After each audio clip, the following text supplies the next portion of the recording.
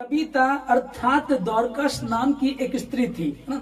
वो बहुत भले भले काम और दान भी दिया करती थी और ये पेशे से दर्जी थी। अब ये दर्जी थी तो दर्जी का काम भी करती थी और परिवार को भी देखती थी। और यहाँ बहुत अच्छे से ये इसमें लिखा है कि भले भले कामों को किया करती थी। कई बार हम जब लोगों से मिलते हैं कि आपने उपवास नहीं रखा, आपकी प्रार्थना नहीं हो रही है, नहीं बच्चों को देखना पड़ता, परिवार को देखना पड़ता, बहुत ज्यादा काम करना पड़ता, खाना बनाना पड़ता, बहुत सारी बातों को लोग रख देते हैं। पर यहाँ बाइबल में एक आदर्श हमको मिलता है कि परमेश्वर की एक बेटी दौरकस नाम की, और दौरकस का मतलब होता है हिरनी।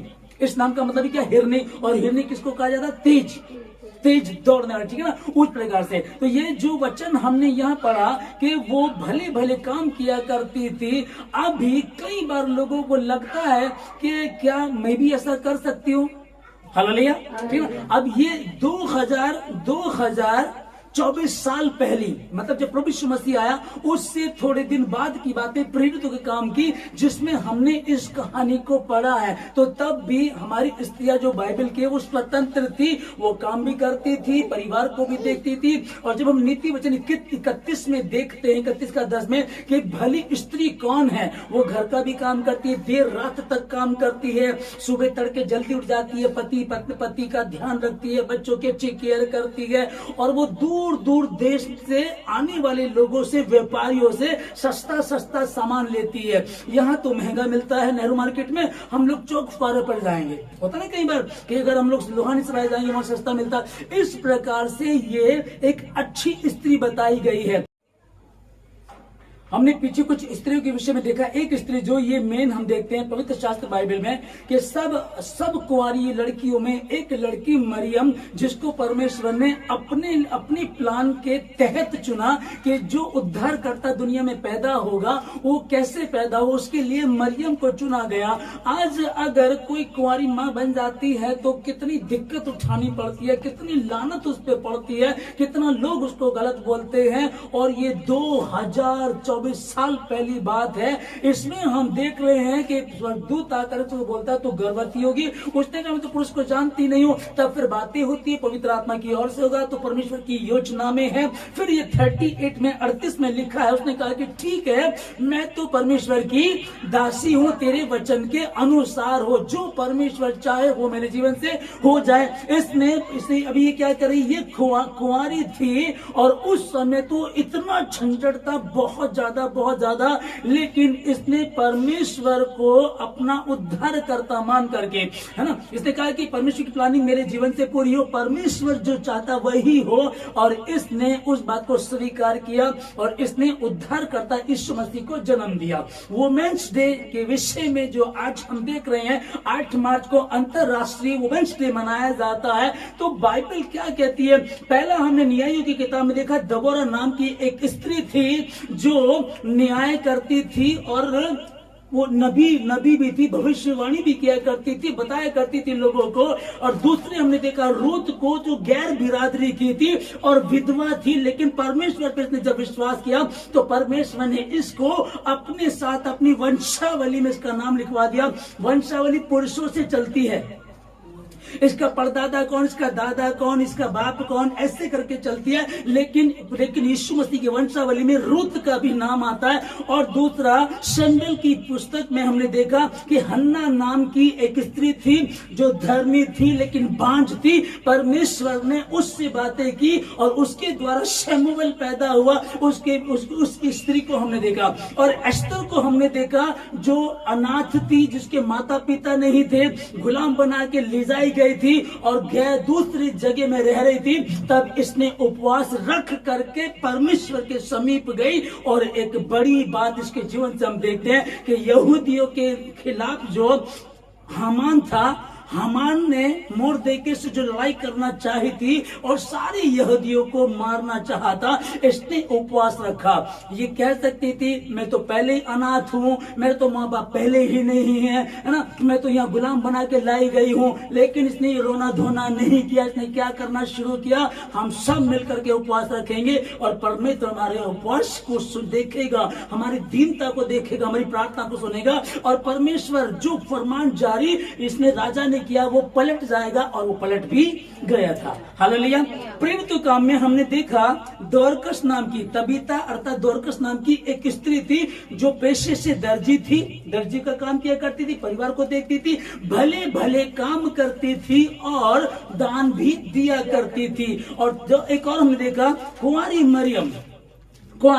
मरियम के पास जब स्वर्गदूत आया उस समय में देखा कि तो गर्भवती होगी, इसने कुछ नहीं देखा। जब उससे कहा गया कि परमेश्वर की ओर से ये प्लानिंग है, तो उसने कहा ठीक है, जो परमेश्वर ने मेरे लिए नियुक्त किया है वही होना चाहिए। और इसके द्वारा, इस कुंवारी स्त्री के द्वारा, एक औरत के द्वारा जगत का उद्धार करता दुनिया में आया।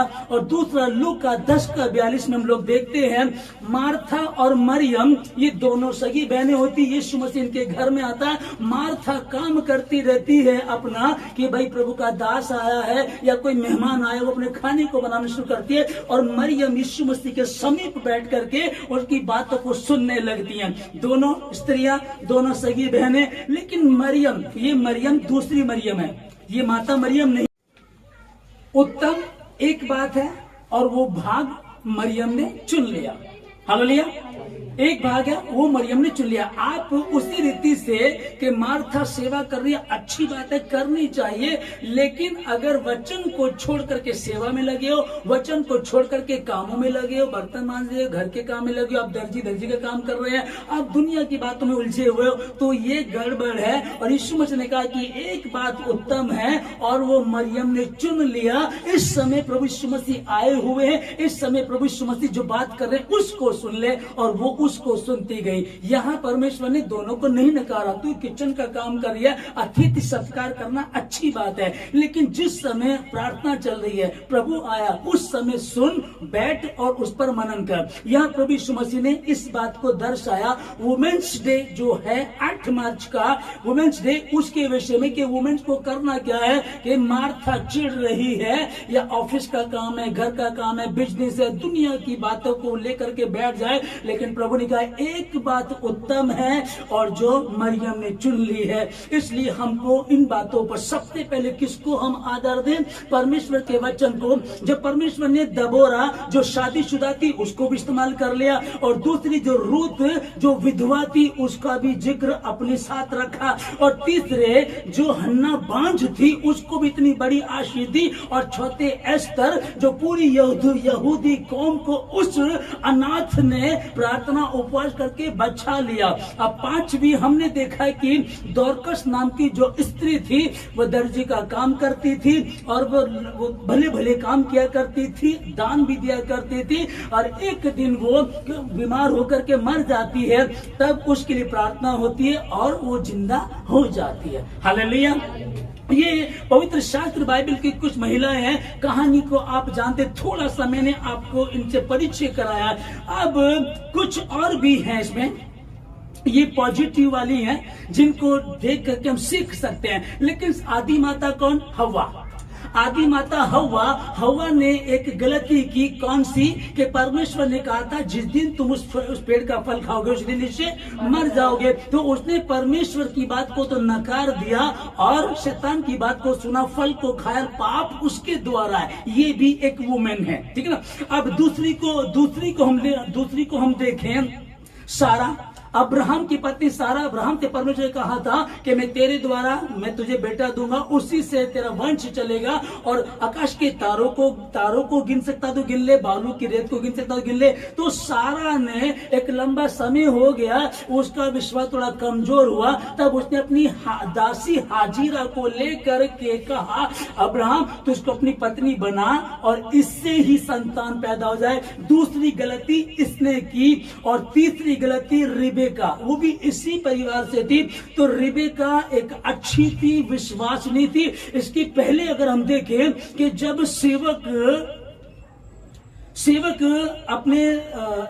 इसहाक के लिए लड़की को ढूंढने जाता है, उसकी पत्नी को ढूंढने जाता है, तो वो कहता है कि मैं यहाँ बैठा हूँ, ऊँट में और मेरे ऊँट हैं, जो मुझे पानी पिलाएगी और मेरे ऊँटों को भी पानी पिलाएगी, वही मैं समझूंगा ये है मेरे मालिक के लिए है, ठीक ना। वो इस बात को रखता है और वो खुद आकर के कहती है आप पानी पियोगे, उसको पानी, मैं तुम्हें भी पानी पिलाती हूँ और तुम्हारे ऊँटों को भी पानी पिलाती हूँ। एक ऊँट कई कई 30 से 40 लीटर पानी पी जाता है, उससे ज्यादा कुछ इसका हिस्ट्री है ना। और वो कहाँ याकूब होता है, यहाँ सेव करता, पानी को सेव कर लेता है, ठीक है ना। अब उनके ऊँटों को भी पानी पिलाती, उसको पानी पिलाती, इतनी बढ़िया टेस्ट मनी इसकी।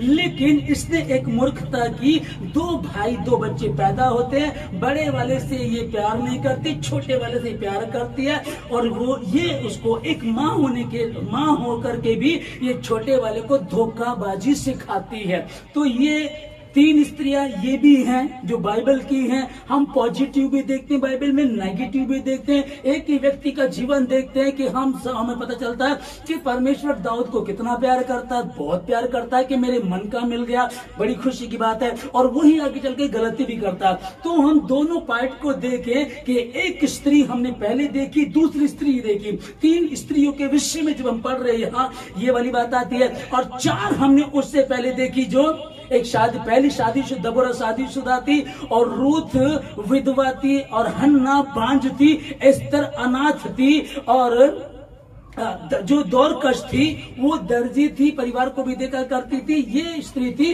और इनको परमेश्वर ने बहुत से आशीष भी दी है। हालेलुया, ठीक ना। अभी वुमेन्स डे के विषय में, वुमेन्स डे कौन सी तारीख का, 8 मार्च को होता है, ठीक है ना। अब 1 मार्च को हमारे भारत देश में 1 मार्च की बात है, ये 1 मार्च 2024 को